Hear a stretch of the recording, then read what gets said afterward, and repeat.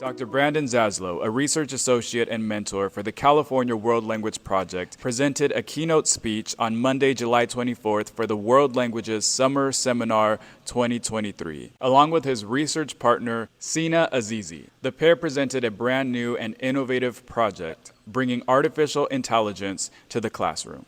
The duo is providing an opportunity for participants to acquire skills that will help them to ride a wave of the future. And now we present to you Sina and Brandon's presentation. Okay, let's get started here. So the very first thing you'll see is on the left side, we have a path that we're going to go through today, okay? All right, we're going to go step by step. Now, have in mind, this is data. Some things might not work as well as they should, but, you know, we've got to get out there and show it to the people who are going to use it. So the first thing that we're going to do is we're going to personalize this. Okay? The first personalization is your theme, and perhaps the most important one.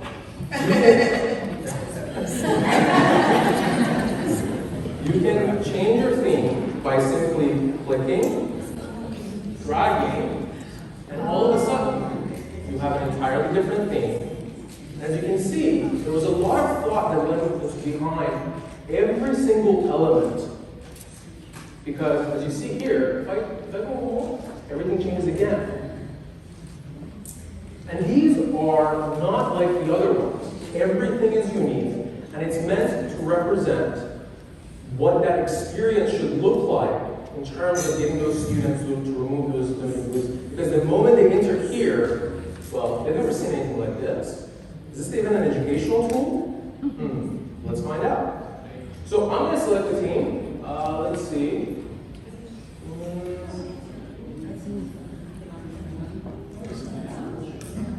I like this one.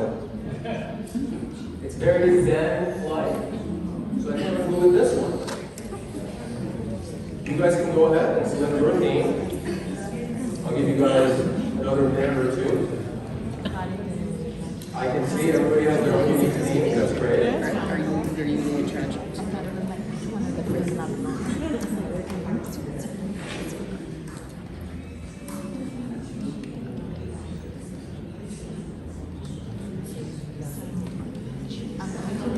Fantastic.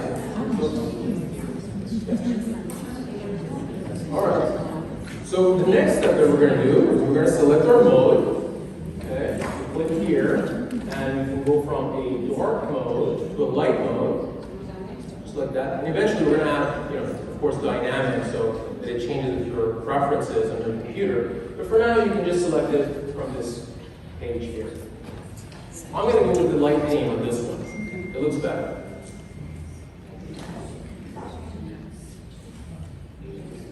You have to wait for it for about a second or two so that everything changes.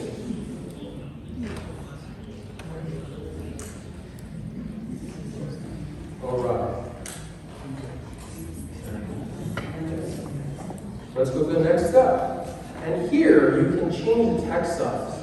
You don't have to mess around with your magnifier of your browser or any of that. You can just simply select what text size is most appropriate to you, and you can see the best. For me, I like this one, but since it's a little too small for this presentation, let's do this one. Okay. All right. Now, for the next step, I want everyone to pay attention, because now we're going to start getting into language-specific tools. Okay? The next step, we're going to set up a bunch of configurations. Now, how do these look like? So the first thing we want to be able to do is we want to select a language that you'd like to learn.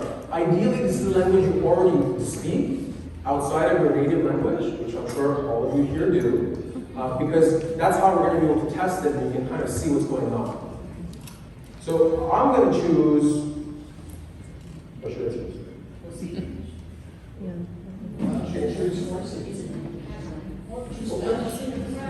I'm going to choose Spanish. Brandon, I'm going to need you here. I'll speak Spanish. Then I'm going to choose English here. You can just type on your keyboard, like EN, and it will take you to English. And then once you've selected your learning language and your native language, you can also change your fluency level. And you'll notice that they are adjusted to the California standards, starting with novice, intermediate, advanced, and superior. Since Brandon is a master in Spanish, we're going to go with superior. No pressure, Brandon. But I'm going to buy a train ticket, so that will at least put me in the intermediate level of superiority. Now, one of the things you'll see, which won't work fully today, but you can kind of see where we're headed with this, is you can select from a whole bunch of voices to narrate your text. So in this case, I'll just choose Sophie. These voices will also represent regional areas, and we're going to put them in parentheses afterwards. It'll indicate what country they're from and what region they're from. So there'll be opportunities to be able to hear a wide variety of, as you can see, how many Spanish voices. There's many, and they're all from different regions as well. So let's go with Paulita. And you can see here, this is an email voice. And let's listen to this voice. Let's hope it works.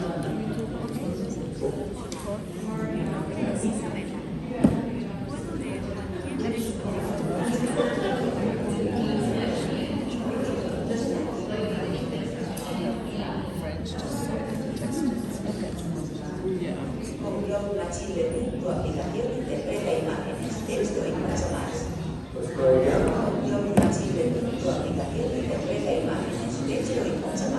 So you can see this is a placeholder text that you're using. You can see where we're headed. You'll see in a second as well how this is going to be embedded within one of our language learning tools. Are they actual people or are they AI? These are all AI generated voices. However, we're working to figure out which one of them is the best, because you can see there's a lot of options, and some of them sound almost human-like. It's very hard to distinguish, but some of the other ones don't. So we're working, you can see there's almost 1,000 different voices for almost 100 different languages. It's going to take us some time to go through all of them and figure out the best one so we can suggest it to you. But for now, you can see where we're at. Go ahead.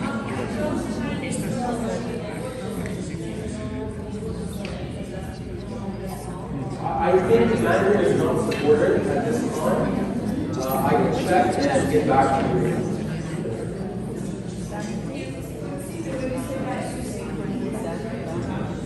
Correct. Just the voice. Yeah,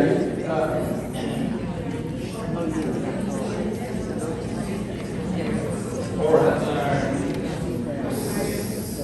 Shall we get to the actual language learning and teaching? Alright, the next thing I want you guys to do is I want you to click on number 2 right here, and you should see this.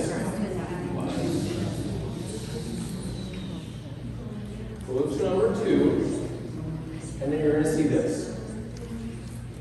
Okay? And you can see everything has changed with this theme. Even the hover effect is different. Now, what you're about to see, we're going to go through a simulation, a role play between you and the AI. And in this case, just to ensure consistency, we chose a very simple topic, which is buying a train ticket. As you'll see in a second, based on the language you chose, for your native language and your learning language, the AI will respond to you differently. Let's take a look. Brandon, where are you at? Okay, so you can see here we also have a translation. Hello, how may I assist you today? Have in mind, later on we're going to put this actually under the translation button so it's not always visible. It's only visible when you need it to be. But Brandon, go ahead and respond to this. We can also not have translation, and for languages where we need transcription, we can have that as well. So, hola, ¿en qué puedo ayudarte hoy?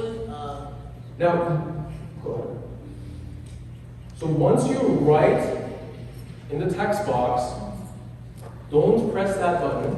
I'm sorry, it doesn't work. Just press enter.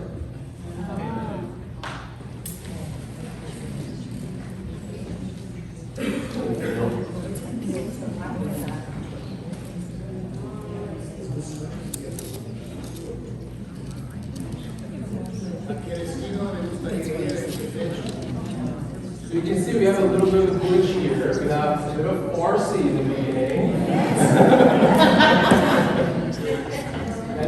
and then we have the Spanish. Apologies. Okay, let's see. Just roll it.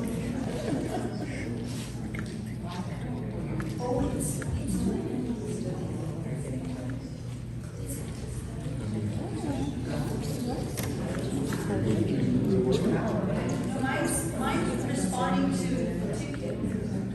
Yes, everybody.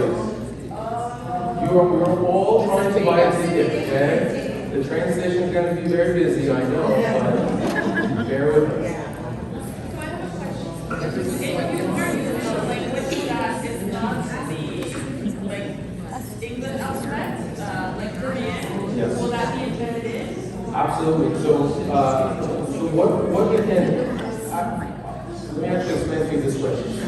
One of the features we're working on right now is the ability to be able to understand how one alphabet, the sounds of one alphabet, translate or transcribe to another alphabet. So for example, let's say, I'm just going to use an example that I know. If you understand English and Farsi, they have two different alphabets.